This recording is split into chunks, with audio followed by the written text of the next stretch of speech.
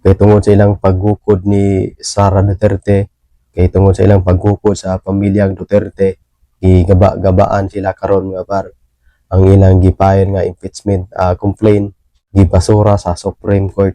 So maayong adlaw kanatong tanan ug welcome back sa atong channel.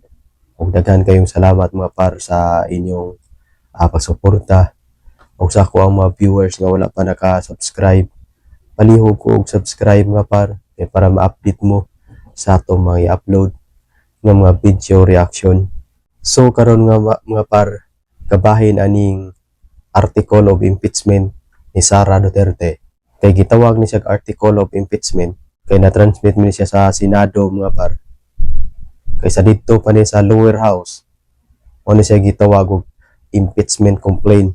So kay ang mga congressman sa lower house nagdinanghag man, nagpataka naman lang o kanang file og ng kaso ni Sara Duterte, upat man ka kaso ang inagi file nga impeachment nya, nakalapas man sila sa rules of law sa ng impeachment mga par. So gibasura sa Supreme Court unya katong mga congressman diha nga halos naa na lang sa simbahan ng puyo, imod-mod na lang ang now nga sa ilang pag-ampo nga mapa-impeach nila si Sara Duterte, pero mulutaw gyud ang kamatuoran nga par nga dili yun madaugon ang iya sa bati nga pamaagi mga par.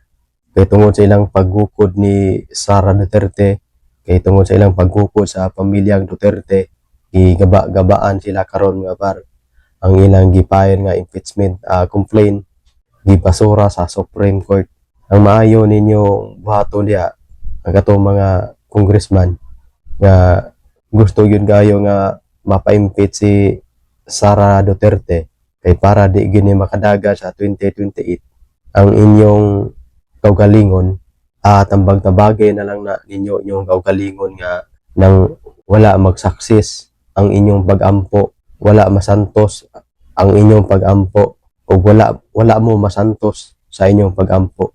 Mao nay dawata na ninyo kay saon man nga dili mo gina mo daog ang iya sa dautan ug ilabi na gyud nga didto pag yun mo sanang simbahan nag-ampo-ampo nga inyong i-impeach si Sara unya ang inyong giampo ngadto na sa kanang matarong. Mao na nga dawata na lang na inyong kapildihan nga wala mag-success ang inyong gibuhat kay gibasura naman na sa Supreme Court. Nya katong mga nang dumadapig sa mga congressman diha nga gusto ni nga hinahindaye na nagtambag-tambag inyong kaugalingon kay para dili mo ma-stress kaayo kay saon man nga ang inyong pangandoy, ang inyong gipagampo nga ma-impeach si Sara nang wala man gibasura man sa Supreme Court. Mo na nga para dili mo ma-stress kaayo, tambag-tabagay na lang inyong kaugalingon unya hinay-hinay na lang mo kanang trabaho ug tarong diha kay kibaw ta nga na may mga dumadapig sa mga congressman ani mga par nga nang gusto sad nga ma-impeach si Sara.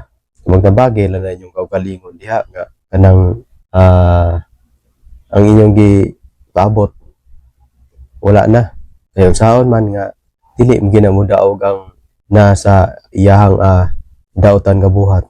Ang paboran sa nang kahitasan kato magyong naa sa matarong ang katong nagplano og mga dautan dili mo ginadunggon sa nang labaw makagagaho mo nang pangita na lang mo nang mayong paninyo dinha